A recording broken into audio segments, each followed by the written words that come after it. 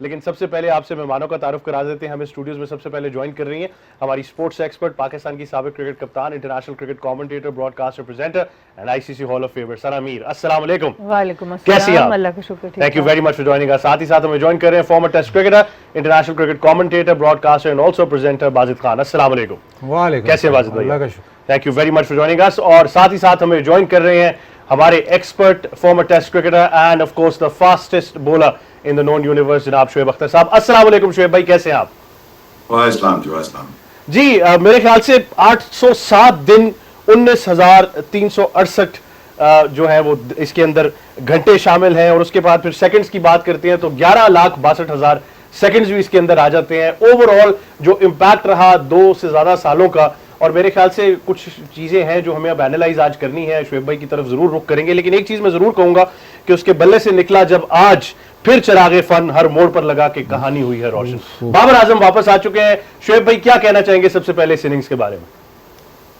नहीं यार, मुबारक हो उसको। और ऑब्वियसली बहुत ज्यादा प्रेशर में था और बहुत क्रिटिसिज्म भी फेस कर रहा था। And he is out and about from the teams, T20 से, कप्तानी से। Obviously यार, you go through a lot of mental traumas, but you know, getting some runs, ultimately as a batsman, as a bowler, you got to perform, and once you perform तो सारी चीज़ set aside हो जाती हैं। I mean, it's an easy tracks, Pakistan conditions, मज़ेदार bowlers, you know, he really minted the situation. I think it's good to see him back and good to see him getting some runs. And then the runs is the only thing that will get you the confidence.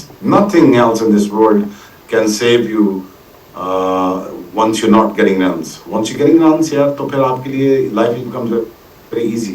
You're gonna go to the bed tonight, and thinking यार मेरा आज सो हुआ है और आज मैंने क्या ठीक किया है। वो ये ठीक किया है कि मैंने सिर्फ अपनी तवज्जो दी अपनी बैटिंग पे, अपने रन्स पे, बाकी चीज़ों को छोड़ के मैंने सिर्फ वो फोकस किया जिसमें अच्छा हूँ, वो क्या है, बैटिंग।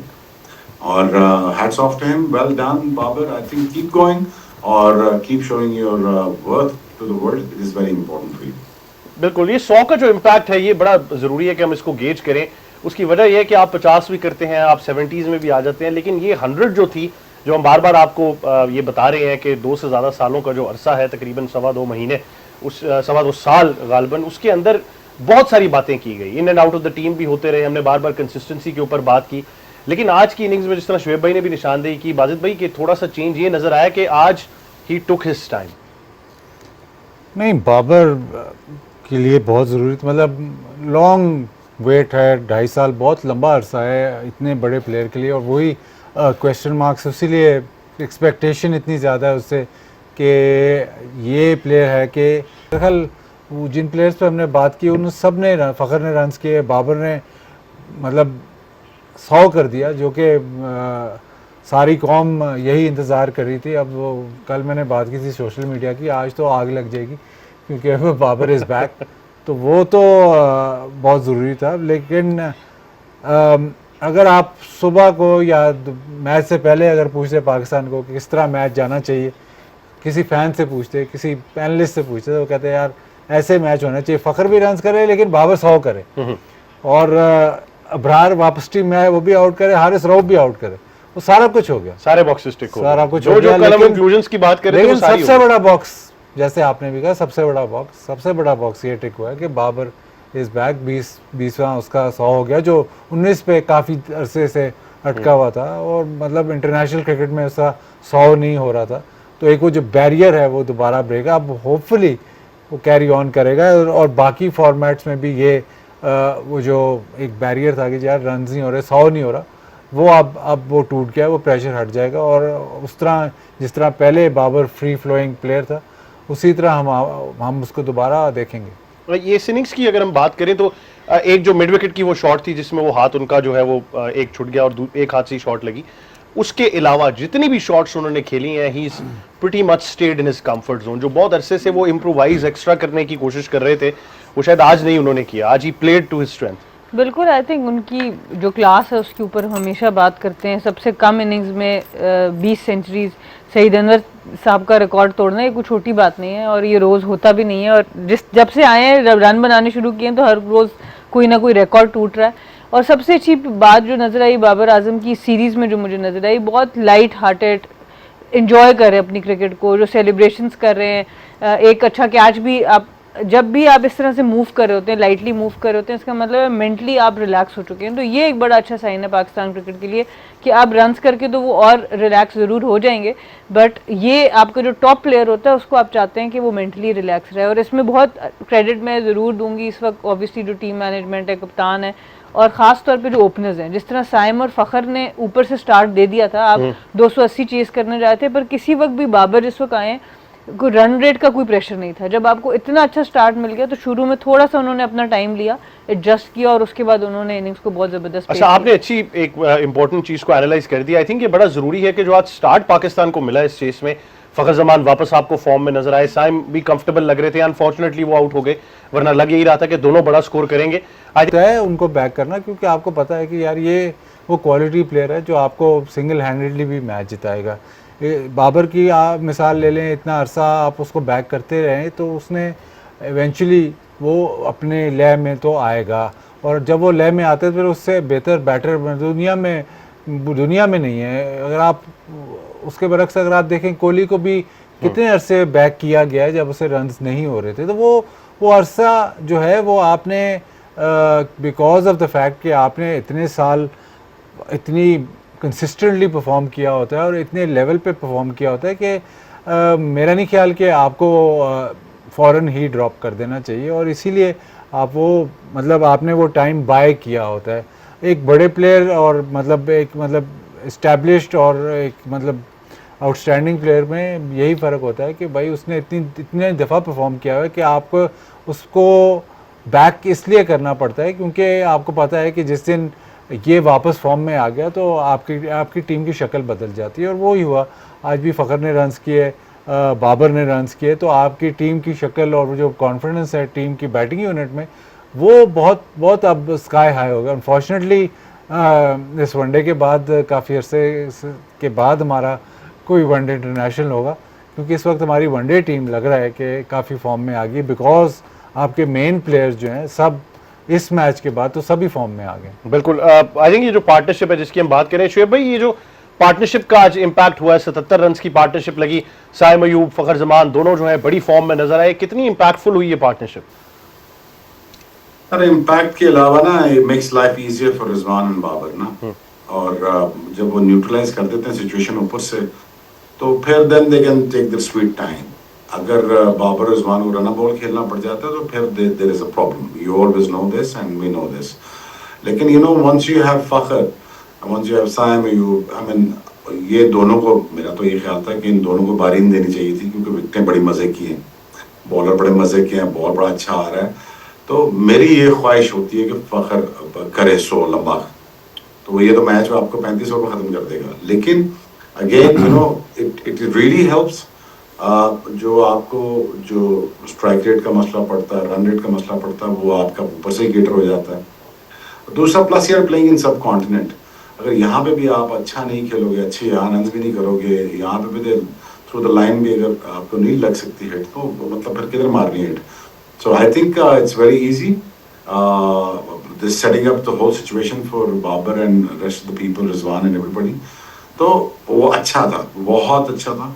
आई थिंक अगर यही आप कॉम्बिनेशन आप पहले ही 2, 4, 5 साल पहले ठीक कर लेते, और आपके अगर ओपनर्स सेटल्ड होते और आपकी मिडिल ऑर्डर भी थोड़ी बहुत सेटल्ड होती विद प्लस और माइनस 1 और 2 के साथ, तो आई थिंक पाकिस्तान इतना स्ट्रगल ना करता 3-4 साल से।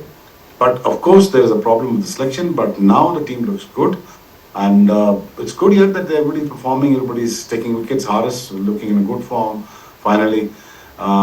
You know, the Brar, of course, he needs to understand that, you know, he is a full-time bowler, he is a good enough spinner who can take wickets here. So I think overall I think Pakistan did well. It's just a clinical finish, and शुक्र है यार ये series हुई, और यहाँ पे Sri Lanka team ठहरी, हम उनसे जीतते, जो भी फियास्को हुआ पिछले 1-2 दिन में, तो वो सारा ओवरकम करके पाकिस्तान खेल रहा है। तो इसके असरात बहुत अच्छे हैं। मैच भी जीत के श्रीलंका ठहर भी गई, आप मैच भी जीत के, बाबर भी रन्स कर गया, और you know just bringing a good name to the country.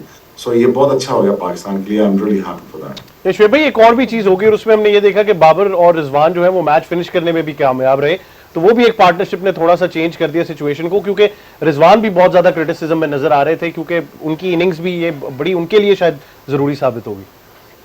यार जरूरी इसलिए ना भाई, आप टीवी पे हैं, आप ग्राउंड पे हैं, आपके ऊपर जिम्मेदारी है, आप मिडिल ऑर्डर संभाला हुआ आपने, आप नहीं फिनिश करोगे तो कौन करेगा, आगे 12वें नंबर का प्लेयर करेगा। So it is very important that you gotta do the job. If you're not going to perform up to the optimum level of the people expectations, तो then you gotta face the criticism. It's very simple as. तो bat and ball की game है, you gotta perform that. ये नहीं हो सकता आज perform किया लोग तारीफ कर रहे हैं ना, सिंपल as that. यही सिंपलिसिटी आपको चाहिए गेम में। फोकस सिर्फ आपका क्रिकेट होना चाहिए, जस्ट फोकस आपका ये होना चाहिए कि मैं रन बॉल कैसे कर लूं, बिकॉज पाकिस्तान इतने ऑड मैचेस हारा हुआ है, जो जीते हुए मैचेस पाकिस्तान हारा हुआ है, उसकी मेनली वजह यही है कि हमारे batsman was not up to the mark. अभी आपको वर्ल्ड कप नहीं जीत गए, पाकिस्तान में ही एक वनडे जीते हैं, लेकिन but do not forget that what we have done in last 3-4 years. So I think it's a time to realize that कि हमारी ये जिम्मेदारियां, हमें ऐसे खेलना होगा। Finally, settling down के साथ, I mean team looks settled down when it comes to selection now. थोड़ा सा at ease लग रहा है, कोई पीस नजर आ रहा है टीम में कि यार कि चलो कान की सिलेक्शन हो रही है, कान के बंदे भी खेल रहे हैं और ठीक नंबर पर ठीक लोग आ भी रहे हैं। तो I think it's a very healthy sign for Pakistan team. At the same time, I think Pakistan just go out there and just like keep on winning it. और बाकी ये कि 3-4 महीने बाद आपको पता है बड़ा event, mega events around the corner, और you gotta get your team, team selection fixed हो जानी चाहिए आपकी, और लग रहा है कि आप उस तरफ डायरेक्शन में जा रहे हैं और लोग भी सेटल डाउन हो चुके हैं। कप्तानी के ख्यालात भी छोड़ दिए, वो भी चीज़ें छोड़ दी, बाकी चीज़ें भी छोड़ दी और सिर्फ फोकस क्रिकेट पे कर रहे हैं। तो इसलिए बल्ले से परफॉर्मेंस भी आ रही है और गेंद से परफॉर्मेंस भी आ रही है। यही रखें और यही फोकस करें, that is my advice, and enjoy cricket यार। I mean he looked fine today, he looked happy today, Babar. So that's what it is. So enjoy your game. It's not going to last forever. छोटा सा career होता है, लंबा नहीं जाता, 10-12 साल 15 साल यही होते हैं। तो आप खेल जाते हैं, but gotta make a most out of it. And I think he is doing that. So now he finally realized that I gotta make most out of the bat now. So if you realize that now, just go out there, enjoy यार, 40-50 सेंचुरियां करें, make yourself a great, and history में जिंदा रह जाए, और क्या चाहिए। बिल्कुल सर, अमीर मोहम्मद रिजवान की इनिंग्स, क्योंकि ये बहुत ज़्यादा तनकीद का निशाना बन रहे थे, बार बार नंबर 4 की बात की जा रही थी और कहीं ये भी कहना शुरू हो गए लोग कि शायद वो फिट इन नहीं हो पा रहे, थोड़ी सी बॉडी लैंग्वेज भी उस तरह की नहीं लग रही। हाल ही में कप्तानी उनसे ली गई, शाहीन शाह अफरीदी को दी गई, फिर वो सेंट्रल कॉन्ट्रैक्ट्स वाला मामला आ गया, फिर T20 टीम में बाबर आ गए, उनकी जगह नहीं बन सकी, वो नहीं नज़र आए। ये इनिंग्स कितनी ज़रूरी थी मोहम्मद रिजवान के लिए? आई थिंक ये मोहम्मद रिजवान की अपने लिए बहुत इंपॉर्टेंट इनिंग्स थी, क्योंकि जितना कंफर्टेबल हो चुकी थी ओवरऑल, जैसे शोएब भाई ने भी बात की, सबसे इम्पोर्टेंट ये चीज़ थी। बहुत सी बातें सुनने को मिली कि टीम चली गई है, चली जाएगी, या फिर सुनने को मिला 7-8 प्लेयर चले जाएंगे। सबसे अच्छी चीज़ ये नज़र आई कि ऑलमोस्ट अपनी फुल स्ट्रेंथ से उन्होंने एक चेंज वैसे ही किया है, उस अपनी फुल स्ट्रेंथ से खेल रहे हैं। तो जब बाबर की 100 की क्रेडिबिलिटी की बात है, फ़खर की क्रेडिबिलिटी के रन की क्रेडिबिलिटी की बात है, रिजवान की बात है, तो आपको ये पता है कि श्रीलंका की अच्छी तगड़ी टीम के आगे फुल फ्लैट साइड के खिलाफ। सो ये बड़ा एक इंपॉर्टेंट फैक्टर होता है, खासतौर पर जो आपके टॉप प्लेयर्स होते हैं उन, इसीलिए आपने देखा है कि सेलिब्रेशन भी बड़ी अच्छी किस्म की हुई। तो ये बड़ा अच्छा साइन है पाकिस्तान के लिए, ये इंपॉर्टेंट सीरीज़ थी और अच्छा ये सारे प्लेयर्स अब फॉर्म में आ गए हैं, और ताकि अब जो भी आगे क्रिकेट खेलें, चाहे वो डिफरेंट फॉर्मेट भी खेलें, एक अच्छी फॉर्म और कॉन्फिडेंस उनके पास है। कॉन्फिडेंस की बात आपने कर दी। एक चीज़ ज़रूर है, मैं जितने भी हमारे तमाशाई हैं, जितने फैंस हैं क्रिकेट के इस्लामाबाद और रावलपिंडी में, उनको मुबारकबाद देना चाहूँगा। बड़ा जमे गफ़ीर था, श्रीलंका के झंडे भी नज़र आए, बहुत सारी सपोर्ट नज़र आई। आज के मैच का इम्पैक्ट बड़ा ज़रूरी था। वफाकी वज़ीर बराए इत्तलात व नशरियात जनाब अताउल्लाह तारड़ भी प्रेजेंटेशन सेरेमनी में मौजूद थे। आई थिंक बड़ा ही ज़बरदस्त माहौल सजा आज पिंडी स्टेडियम में, और इससे ज़्यादा क्या अच्छी बात होगी कि बाबर ने भी 100 कर दिया और पाकिस्तान मैच भी जीत गया। एक छोटा सा वक्फा, वापस आते हैं, कुछ मजीद चीज़ें डिस्कस करेंगे। देखते रहिए, गेम ऑन है। Welcome back to game on है। पाकिस्तान की बैटिंग तो एनालाइज कर ली, बॉलिंग की भी बात करनी, लेकिन बॉलिंग से पहले कल मैं और बाजिद भाई इस कश्मकश में थे कि अब प्लेयर्स इतने हैं तो किसको जगह मिलेगी, कौन खेलेगा। आज सबसे बड़ा शौक तो यह आया कि कप्तान खुद नहीं खेले, और उनकी गैर मौजूदगी में सलमान अली आगा क्योंकि स्टैंड इन स्किपर थे तो आपके पास जगह बन गई, और आपने देखा कि वसीम जूनियर खेल गए और फ़हीम अशरफ को बेंच कर गए।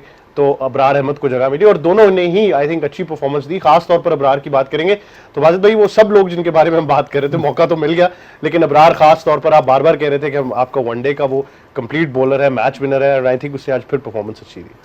हाँ, नंबर 1 आपका स्पिनर है इस वक्त वाइट बॉल में। मेरा जो स्पिनर वाइट बॉल में दोनों तरफ बॉल टर्न करा सके वो ही डेंजरस होता है। और अभी मतलब पिछले 6 महीने 8 महीने में मतलब आप जब भी ये खेला है इसने इम्पैक्ट क्रिएट किया, गेम ब्रेकर है।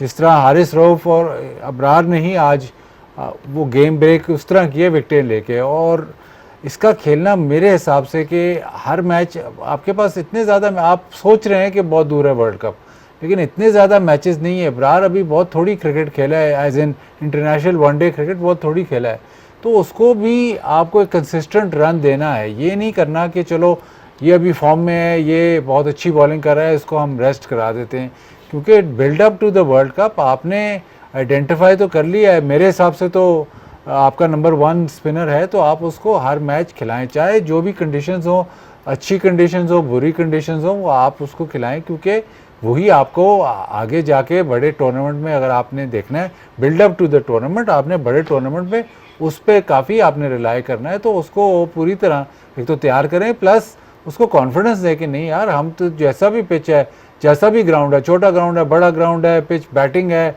यहाँ पे ओस पड़ रही है, लेकिन हम तुझे बैक कर रहे हैं, आपको बैक करते हैं कि आप हमें गेम ब्रेक करके दोगे और आप हमें मैच जिता के दोगे। और वही जब वो बार बार वो करेगा तो उस पर उसका कॉन्फिडेंस बढ़ेगा, बार बार जब वो करेगा तो तब ही वो उस लेवल पे पहुंचेगा। और मेरे हिसाब से आप इन 2-3 जो आपके जो साइम अयूब को आप कह सकते हैं या अबरार को कह सकते हैं, आप जो आपके मतलब प्रीमियर प्लेयर्स हैं, उनको आप सारे मैचेस खिलाओ। लेकिन इन 50 ओवर्स में कहीं ना कहीं आज मौका था कि शायद हुसैन तलत से कुछ ओवर कराए जा सकते थे, जो आपने कल भी कहा कि 3-4 ओवर आप करा लें। नहीं, आप किस किस को करवाओगे ओवर? मतलब आप ऑलराउंडर्स का थोड़ा सा ओवर किल कर गए हो ना, इतने ज़्यादा आपने ऑलराउंडर्स खिलाए हुए हैं कि आप फिर जो उस वक्त आपको लगता है कि यार ये बॉलर बॉलिंग करनी चाहिए, फिर उस वक्त आप सोचे कि नहीं यार इसके ओवर मैं करवा देता हूँ। वो मुझे थोड़ा सा उसमें थोड़ा सा बुरा इस तरह लगता है कि जैसे भी वेस्ट इंडीज़ में सीरीज़ हुई तो रिजवान उस टाइम कैप्टन था, तो रिजवान जैसी टीम विकेटें लेती थी, ऑन टॉप होती थी, तो वो सोचता था कि यार मैं ओवर कंप्लीट करूं, ऑलराउंडर्स से बॉलिंग करवाऊं, तो वहाँ पे मैच उनके हाथ से निकल जाता था। तो इसी तरह जब आप हावी होते हो, ठीक है आप कह रहे हो कि हुसैन तलत को बॉलिंग करवाओ या मतलब ज़बरदस्ती की बॉलिंग करवाओ, तो ठीक है करवा लो, बट आई थिंक जब आपके पास इतने ज़्यादा ऑप्शंस हो जाते हैं तो फिर मतलब कप्तान भी थोड़ा सा कंफ्यूज हो जाता है। मेरे ख्याल बहुत ज़्यादा ऑलराउंडर्स हुए तो वो ओवर किल है। सना मीर बॉलिंग को कैसे एनालाइज करेंगे? हारिस रऊफ ने भी बहुत शानदार बॉलिंग की, 3 खिलाड़ियों को उन्होंने आउट किया, अपने 10 ओवर्स उन्होंने भी मुकम्मल किए। ओवरऑल आज उनको नया बॉल भी शेयर करना पड़ा, उसकी वजह ये क्योंकि हमने यही देखा था कि शाहीन शाह अफरीदी जो है वो आज नहीं खेल सके, जो कि एक शौक आया एकदम से, लेकिन आई थिंक तभी जगह बननी थी। कैसे एनालाइज करेंगी बॉलिंग को? And the fact I think overall हम बार बार ये बात करते आ रहे हैं कि हारिस रऊफ की अगर आप बात करें, बाजिद भाई ने कल भी यूट्यूब कंटेंट दे दिया था, उन्होंने कहा जी फर्स्ट क्लास क्रिकेट, तो I think first class cricket की वजह से बहुत ज़्यादा इम्पैक्ट क्रिएट हुआ है, जिसमें उन्होंने देखा कि हारिस रऊफ जो है वो एक बार फिर बड़े कंपोज नजर आए। उन्होंने उन्हीं मौकों पे विकेट्स ली जब Pakistan I think needed that breakthrough as well. उस ब्रेक थ्रू के अंदर अगर आप देखें वो क्रूशल विकेट्स हैं, लेकिन एक जो चीज़ है टेक्निकल, मैं उसको जरूर एनालाइज करूंगा। अगर मैं श्रीलंका के नंबर 5, 6 और 7 देखूं बैटर्स, और ऑब्वियसली 5 और 6 पे तो बड़ी ज़बरदस्त पार्टनरशिप रही, जिसमें जो ओवरऑल जनित लेरांगे हैं, उसके बाद कमिंदो मेंडिस थे और 7 वरेंदु हसरंगा थे। 135 रन बने नंबर 5, 6 और नंबर 7 पे।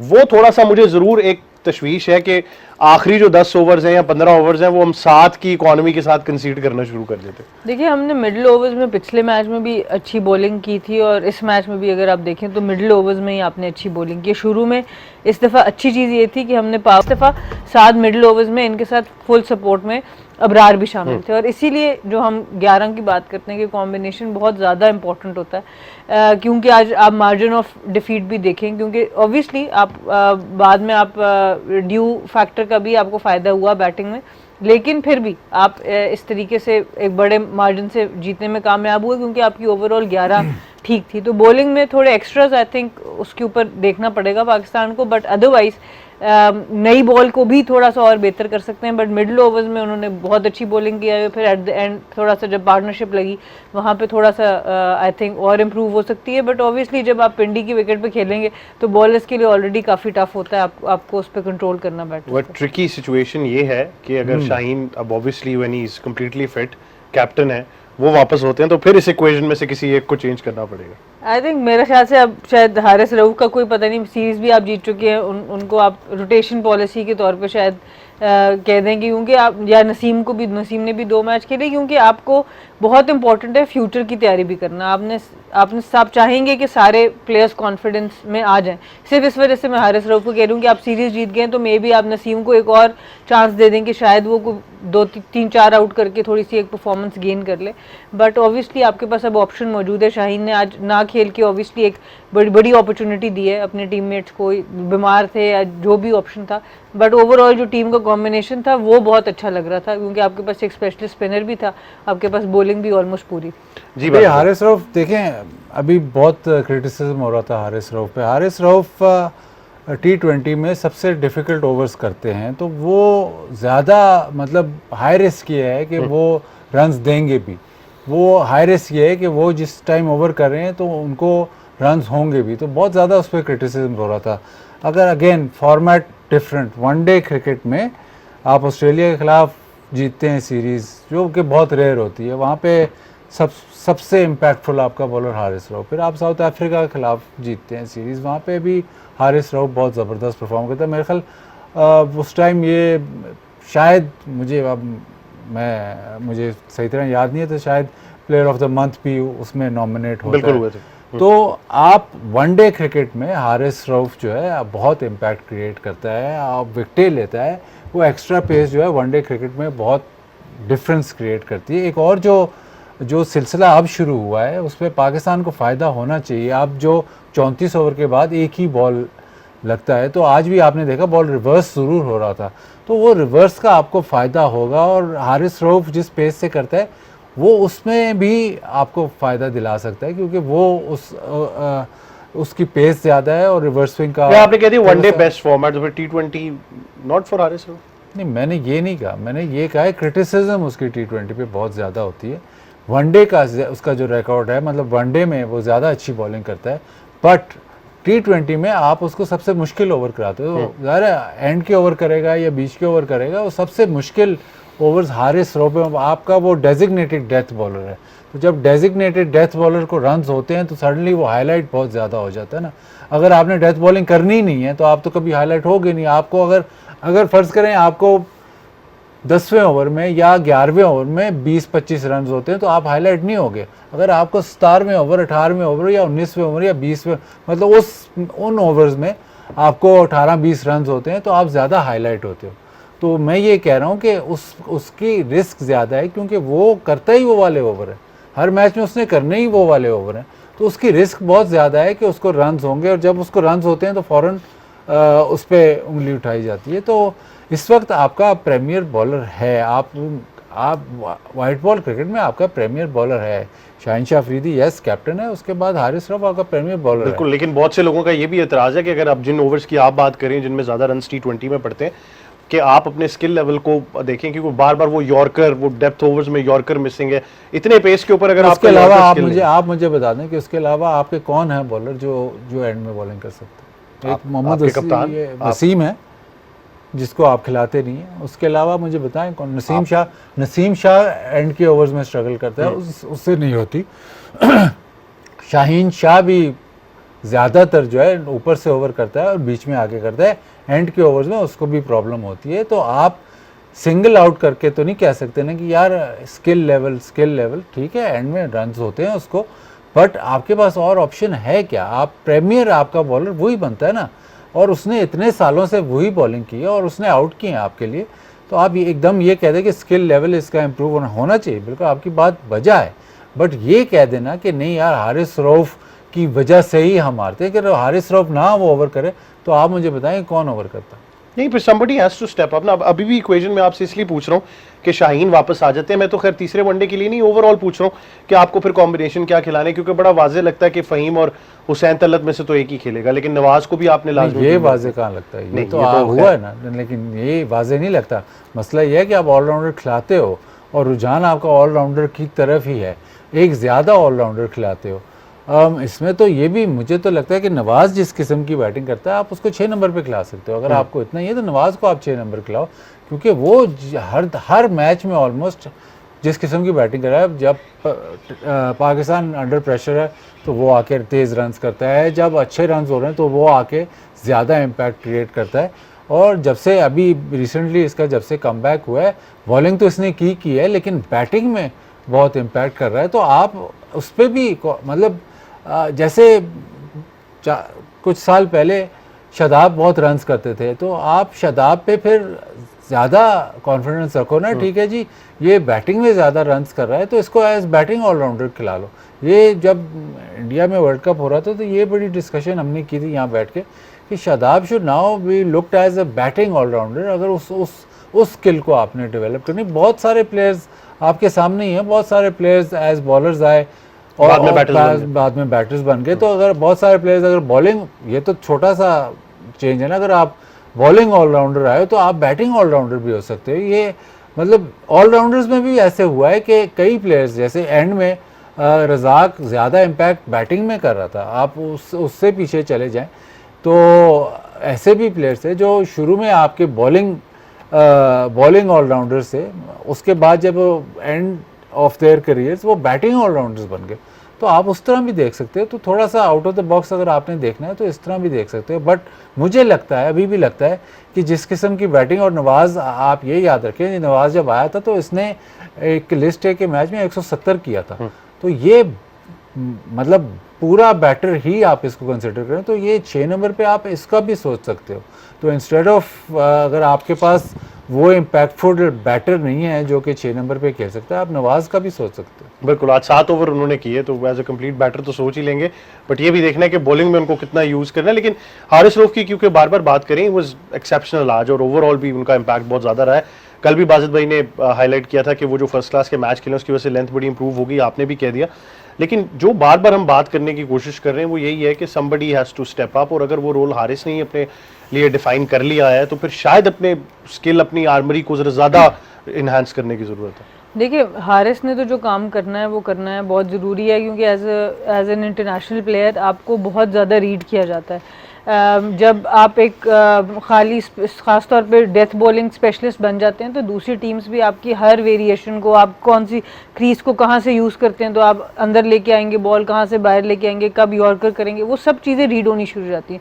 उसमें आपके थिंक टैंक का काम बहुत ज़रूरी है, बॉलर का अपना काम बहुत ज़रूरी है। और सेकेंडली जो बहुत इंपॉर्टेंट चीज़ है जो हम बार बार बात करते हैं प्लेयर डेवलपमेंट में, कि डेथ बॉलिंग के बाकी स्पेशलिस्ट, जैसे बाजिद भाई ने मोहम्मद वसीम का एक नाम लिया कि वो हैं जिनको आप यूज़ कर सकते हैं स्पेस के साथ, पर हम उनको खिलाते नहीं हैं। ज़मान खान आए थे जिनको हम उस तरह से, वो अब खाली T20 के लिए बात कर रही हूँ। फिर आपके पास सलमान इरशाद हैं, बॉलर हैं जिनके अंदर आपको थोड़ा सा एक ग्लिम्स नज़र आया था कि शायद हम इनको डेवलप कर पाएँ, पर वो एकदम से सीन से गायब हो जाते हैं, इंजरीज होती हैं, जो भी और मामलात होते हैं। तो ये बड़ा इंपॉर्टेंट है, क्योंकि उससे फ़ायदा ये होता है कि अगर आप ही सिंगल आउट ना हो हर दफ़ा, हर मैच में आप पे ही वो रोल ना आए, तो फिर ऑपोजिशन भी थोड़ा सा कैलकुलेशन में गलती कर सकती है। पर जब उनको पता है इनके डेथ ओवर्स कराने ही मोहम्मद हारिस रऊफ ने, तो फिर ऑटोमेटिकली वो हारिस रऊफ के पास ऊपर बहुत ज़्यादा तैयारी करके आ जाते हैं। तो ये चीज़ें थोड़ी थोड़ी आपको, आई थिंक टैंक को और जो आपका सिलेक्टर्स का विजन है उसमें इसको आपको लाना पड़ेगा, ताकि जो ऑपोजिशन है वो भी सिंगल आउट ज़्यादा ना। लेकिन प्रॉब्लम ये भी है कि वो जो ऑप्शंस हैं वो यही गिनी चुनी हैं, उसके अलावा हम कुछ एक्सप्लोर नहीं कर रहे। जिस तरह आपने भी कहा, कुछ नाम जरूर आपने भी हाईलाइट कर दिए जो आए थे लेकिन फिर चले गए। अब उनको फिर सोचना पड़ेगा कि अब देखिए अभी वो टाइम नहीं है। मैं अभी ये नाम इसलिए नहीं ले रही कि अब आप वर्ल्ड कप के लिए फिर अपनी टीम को चेंज कर दें, पर मैं सिर्फ ये बात कर रही हूँ कि आपको इन प्लेयर्स की जब डेवलपमेंट की बात है कि हमने ज़मान खान को कितने अरसे पहले आइडेंटिफाई किया था कि ये शायद पुराने बॉल में एंड पे यॉर्कर्स कर सकते हैं, उस कुछ अरसा खेले, उसके बाद बिल्कुल सीन से ऑफ हो गए। तो ये जो हम एकदम से बिल्कुल प्लेयर गायब हो जाता है, वहाँ पर हम मार खा जाते हैं, क्योंकि जब प्लेयर डेवलप हो रहा होता है उस वक्त हमने उसका फॉर्मेट अलाइन करके और उसको उसके ऊपर काम कराना शुरू कर देना, क्योंकि खुदा न खास्ता इंजरी हो जाती है। जैसे न्यू बॉल के आपके पास फिर ऑप्शन थे, जैसे शाहीन वर्ल्ड कप में इंजर्ड होते हैं तो नसीम शाह बहुत अच्छी तरीके से उन्होंने उस रोल को निभाया था उस वर्ल्ड कप में। तो ये आपके पास ऑप्शन ज़रूर, चाहे वो ट्रैवलिंग रिजर्व ना भी हो, आपके पास पीछे बैठे हो, बट आपके पास ऑप्शन ज़रूर तैयार होने चाहिए। आपके कहने पर टीम तो चेंज हो जाती है, ये मुझे भी पता है कि बात कहीं ना कहीं बिल्कुल नहीं बात तो पहुंच जाती है और बात सुनी भी जाती है, लेकिन मैं चेंज हो जाती हूँ। लेकिन ओवरऑल आई थिंक वो जो इम्पैक्ट है इन बॉलर्स का और वो जो पूल ऑफ बॉलर्स है हमारे पास, वो बड़ा सिमिलर ही नजर आ रहा है, उसमें कोई ऐसी एडिशन फिलहाल है नहीं। और अगर T20 वर्ल्ड कप की बात करें तो अनसर्टेनिटी आईसीसी टूर्नामेंट्स को लेकर पाकिस्तान टीम की हमेशा इतनी रहती है कि कोई भी प्लेयर जो हम सर्किट में नहीं सोच रहे होते वो कहीं ना कहीं वर्ल्ड कप में आ जाता है। तो ये भी एक हॉलमार्क पाकिस्तान टीम की सिलेक्शन का है। एक छोटे से वक्फे की तरफ जाते हैं, वापस आएंगे तो ये डिस्कस करेंगे कि तीसरा वनडे ऑब्वियसली पाकिस्तान सीरीज तो जीत चुका है, तो कौन सी ऐसी तब्दीलियां जो हो सकती हैं और किसको मौका दिया जा सकता है। एक छोटे से वक्फे के बाद देखते रहिए गेम ऑन है। जी welcome back to game on है। पाकिस्तान ने 2-0 से सीरीज तो अपने नाम कर ली है, लेकिन जो तीसरा और आखिरी वनडे खेला जाना है उसमें पाकिस्तान के पास एक मौका जरूर है कि कुछ चेंजेस शायद की जा सकती हैं। हसीबुल्लाह की बहुत ज्यादा बात होती है, फैसल अकरम भी मौजूद हैं, तो क्या पाकिस्तान ये चेंजेस कर पाएगा ये तो वक्त ही बताएगा। लेकिन ओवरऑल आपके पास अब इतना कुशन जरूर हो गया। आई थिंक कल भी वाजिद यही बात हम कर रहे थे कि दूसरा वनडे जीत जाए उसके बाद इतना कुशन मिल जाएगा कि अगर आप कुछ प्लेयर्स को मौका देना चाहते हैं। हाँ बिल्कुल, लेकिन जो आपके अभी बार बार वसीम का नाम लेता हूँ, लेकिन जो आपके अभी जो प्लेयर्स हैं वो कुछ इतना ज़्यादा खेले नहीं हैं। हम फ़ौरन कहते हैं कि नए प्लेयर्स को खिला दो। जो आपके अभी जो प्लेयर्स हैं वो 3-4 प्लेयर्स हैं जो ज़्यादा खेले हुए हैं। उसके अलावा ये जो जितने भी प्लेयर्स हैं इनकी करियर अभी थोड़ा थोड़ा है। हमें लगता है कि बहुत ज़्यादा है करियर, क्योंकि इनके नाम मतलब 4-5-6 साल से हम सुन रहे हैं, 8 साल से सुन रहे हैं, लेकिन मैचेस थोड़े वे खेले हुए हैं। तो आपको थोड़ा सा केयरफुल इस लिहाज से भी होना पड़ेगा कि ठीक है आप नए प्लेयर्स को मौका देते हो, बट सिर्फ फॉर द सेक ऑफ मौका, मतलब आप फैसल अकरम को आप एक मैच खिलाओगे, ठीक है जी, सिर्फ सेक के जी मैच खिला देते हैं, फिर उसके बाद क्या करेंगे, फिर उसके बाद उसको बाहर कर देंगे। नहीं, ऐसे नहीं करना। अगर आपने उसको खिलाना है तो फिर पूरा मौका दो। और इसी तरह जैसे वसीम को आपने खिलाना है तो उसको पूरा मौका दो। आप उसको ट्रैवल करा के उसको बारों बार नहीं करना, जैसे हसन अली के साथ आपने किया। उसको आपने T20 में उसने 4-5 आउट किए, इधर इतनी अच्छी परफॉर्मेंस दी और फिर बारों बार हो गया। सुफियान मुकीम भी एक मिसाल है। हाँ बिल्कुल, उसने भी इतनी अच्छी परफॉर्मेंसेस दे के उसको आपने बारों बार किया, तो ऐसे करना नहीं है। बट एक बात इधर ज़रूर है कि हम जो ODI की आपकी टीम है वो मोर और लेस काफ़ी सेटल्ड है। अगर आप बैटिंग यूनिट एक आधे मतलब नंबर 6 की हम डिस्कशन करते हैं, उसके अलावा आप अगर बिफोर द सीरीज़ अगर किसी से भी बात, किसी भी सीरीज़ से पहले ODI की अगर आप बात करें तो आपके जो प्लेइंग 11 है या आपका जो स्क्वाड है वो काफ़ी सेटल्ड है। T20 डिफरेंट है, T20 सेटल नहीं है। T20 में आप मुझे ये नहीं कह सकते कि आपके 4 बंदे जो हैं वो ऑटोमेटिक चॉइसेस हैं, नहीं, वनडे में हैं, T20 में नहीं है। तो T20 में तो विकेट कीपर नहीं फाइनल हो रहा है। एग्जैक्टली, तो T20 में आपको प्रॉब्लम है, तो आप अगेन वो मिक्स ना करें। वनडे में आपकी काफ़ी सेटल्ड साइड है, वो जो आपकी बैटिंग यूनिट है वो भी सेटल्ड है, बॉलिंग भी आपको मोर और लेस आपकी सेटल्ड है। वो आप उसमें चेंजेस करते हैं वो ठीक है, but T20 is slightly different. तो उसमें आपको अभी, और उसका वर्ल्ड कप करीब है, उसका वर्ल्ड कप करीब, T20 का वर्ल्ड कप करीब है, और वो साइड आपकी अभी सेटल नहीं है, तो उस पर आपको काम करना है। देखो सना, आई थिंक वो जो ट्राई सीरीज इसलिए हम कह रहे हैं बहुत जरूरी होने वाली है कि वो कुछ आखिरी मरहला आपकी तैयारी का, तो जो उसमें नाम नजर आएंगे मोर और लेस वही नाम T20 वर्ल्ड कप के। ये कुछ नहीं कह सकते। पाकिस्तान की क्रिकेट में आपको पता है वर्ल्ड कप से पहले ये आप ज़्यादा कुछ नहीं कह सकते, बट होना यही चाहिए कि आप एक अभी से दिमाग में अपने 14-15 प्लेयर्स को रखें और उन्हीं को ज़्यादा यूटिलाइज़ करने की कोशिश करें, क्योंकि वर्ल्ड कप बहुत ही अब करीब है। और अब अच्छी चीज़ ये नज़र आ रही है, टीम जेल भी नज़र आ रही है, सबकी परफॉर्मेंसेज आ गई हैं। आप इवन दो आप एक फॉर्मेट में परफॉर्म करें, आपको कॉन्फिडेंस ज़रूर ट्रांसलेट करता है दूसरे फॉर्मेट में। आप उसकी परफॉर्मेंसेस का मुकाबला नहीं कर सकते, बट एज एन एथलीट आप परफॉर्मेंस का कॉन्फिडेंस लेके ज़रूर जाते हैं। तो ये बड़ा एक अच्छा साइन है कि आपको एक कंफर्टेबल, जो हमारे अगर सलमान अली आगा देख लें, आप बाबर देख लें, ये सारे वो प्लेयर्स हैं जो इस वनडे फॉर्मेट में ज़्यादा कंफर्टेबल हैं। तो एटलीस्ट रन्स हो गए इनके, अब कॉन्फिडेंस आ गया। अगर हम अब इनको इन्हीं के साथ कंटिन्यू करते हैं T20 में, तो होपफुली परफॉर्मेंसेस भी आ जाए। तो 3-0 देखते हैं अब कितनी चेंजेस करता है पाकिस्तान। आई थिंक श्रीलंका की साइड बुरी नहीं है। मैं समझती हूँ जिस तरह ख़ास तौर पे पहला जिस तरह वो मैच खेले उसमें उन्होंने लैप्सेस किए, क्लम्प्स पे विकेट गिरी, अदरवाइज पूरा मैच अगर आप देखें तो वो बहुत देर तक डोमिनेट करते रहे बॉलिंग के साथ भी, बैटिंग के साथ। एक चीज जरूर है कि over the years they have been a fantastic fielding side, लेकिन इस बार बहुत स्लॉपी नजर आ रहे हैं फील्डिंग में। खास तौर पे आज के मैच में फ़खर के मैच से 2 से 3 कैच उन्होंने छोड़े हैं और वही टर्निंग पॉइंट था। अगर शुरू में ही फ़खर जमान आउट हो जाते तो थोड़ा सा प्रेशर आप डाल सकते थे। तो फील्डिंग उनकी डेफिनेटली उस तरह की नज़र नहीं आई। ठंड भी ज़रा ज़्यादा थी, बार बार कमेंटेटर्स भी यही कह रहे थे कि वो हैंड वार्मर्स के लिए जेब में ही हाथ डले हुए हैं, तो वो थोड़ी बहुत चीज़ें तो होती हैं आपकी obviously, but overall young side है तो फील्डिंग की जनरली इनकी साइड तो काफ़ी अच्छी होती है। अब फिर फॉर्मेट डिफरेंट है, लेकिन ऑब्वियसली श्रीलंका की होम कंडीशंस होगी T20 वर्ल्ड कप में, उनके भी यही कुछ नाम है, तो उनका आप इम्पैक्ट कैसे देख रहे हैं? क्योंकि जैसा कि मैंने कहा they have been a fantastic fielding side, लेकिन कुछ अजीब सी डिसओरिएंटेशन सी नजर आ रही है। नहीं, काफ़ी कुछ चला है, बैकग्राउंड भी काफ़ी कुछ चला है, तो आज का तो उनको माफ़ कर सकते हैं।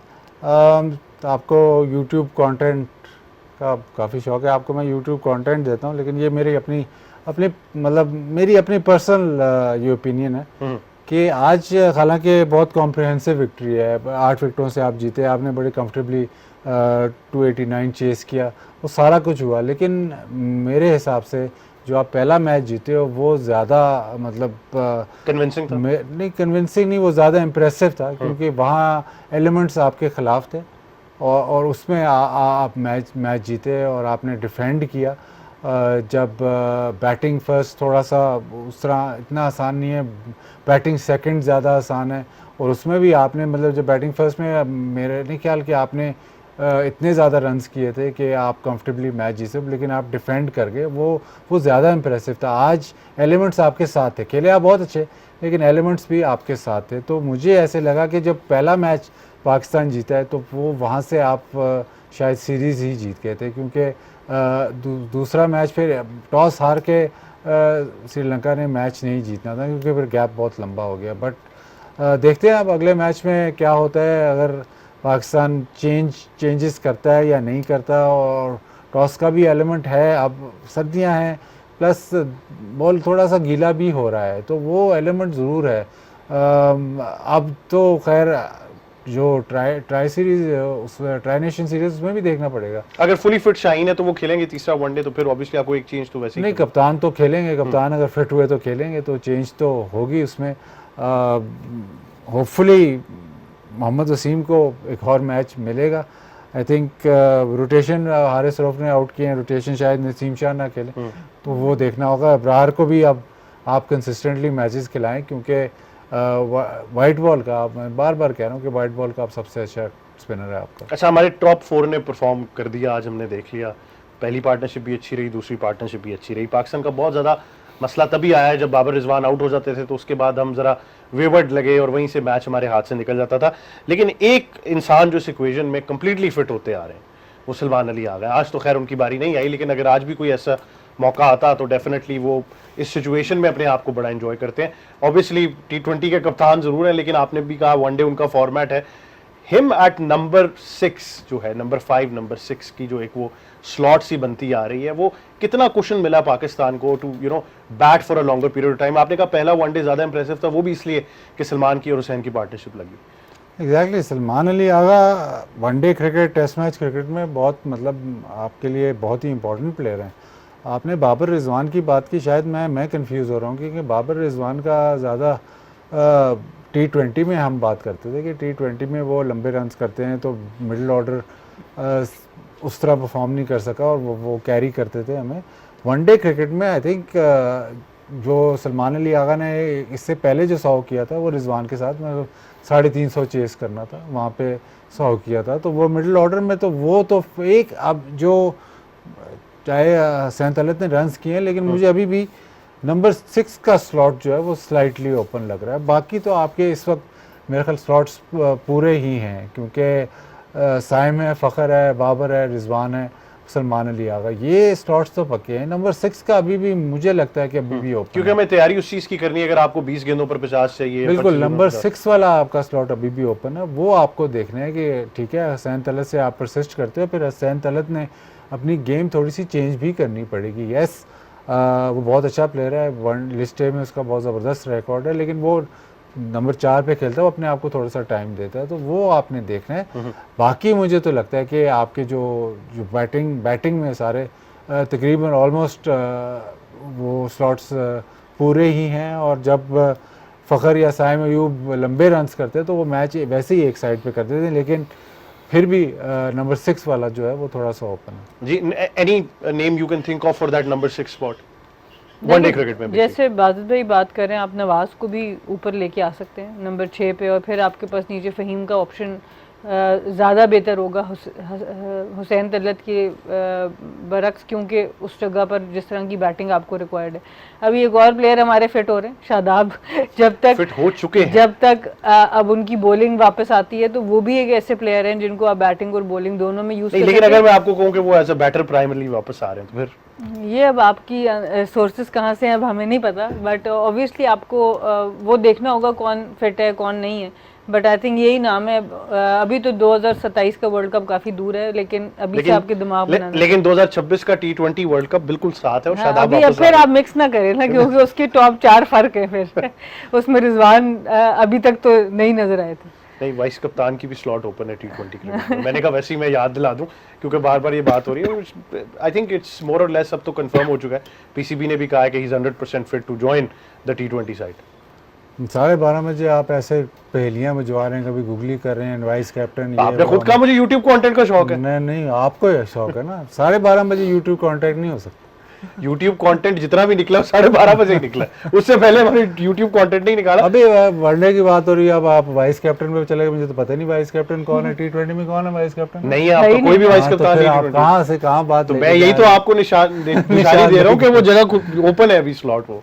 तो वाइस कैप्टन की जरूरत ही नहीं है, पाकिस्तान को कैप्टन ही काफी। चलो, ये तो आज भी वैसे मिस्ट्री थी कि आज स्टैंड इन कप्तान कौन होगा, ये आज भी मिस्ट्री थी, लेकिन वो ऑटोमेटिकली सलमान अली आगा, क्योंकि वो इतना अच्छा परफॉर्म करते आ रहे हैं। But I think overall series का इंपैक्ट बड़ा जरूरी था। बाजिद भाई ने भी कहा, सना ने भी ये कहा कि वनडे जो है उसकी अब आपको कंप्लीट साइड नजर आती है। ऑब्वियसली तीसरे वनडे के बाद पाकिस्तान का वनडे के ऊपर इतना फोकस फिर नहीं रहेगा, क्योंकि एक थोड़ा सा गैप जरूर आएगा, लेकिन आई थिंक जो ट्राई सीरीज है जिम्बाब्वे और पाकिस्तान श्रीलंका के दरमियान, वो बहुत अहम होने वाली है।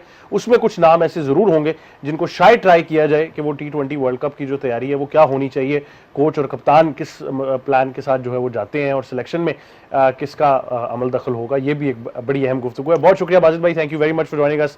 सना मीर साहिबा, आपका भी बहुत शुक्रिया। आप तमाम नाजरीन का एक बार फिर शुक्रिया, खास तौर पर वो तमाम लोग जिन्होंने आज पिंडी स्टेडियम का रुख किया और जिन्होंने श्रीलंका के झंडे उठाए थे। आज बहुत ही जबरदस्त फ्लेवर नजर आया, और पाकिस्तानी कौम ने भरपूर तरीके से श्रीलंकन प्लेयर्स का और श्रीलंका का शुक्रिया भी अदा किया, तो सीन्स बड़े जबरदस्त नजर आए। और आई थिंक एक चीज जरूर है कि क्रिकेट की जीत हुई है।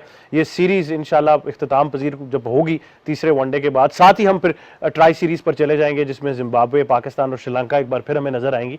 तो मेरे ख्याल से इतनी सारी क्रिकेट है कि पाकिस्तानी जो फैंस हैं, खास तौर पर जो पिंडी और इस्लामाबाद के लोग हैं, वो बहुत ही ज्यादा एक्साइटेड हैं। आपसे अगले शो में फिर मुलाकात होगी। मुझे और टीम को दीजिए इजाजत। गेम ऑन है।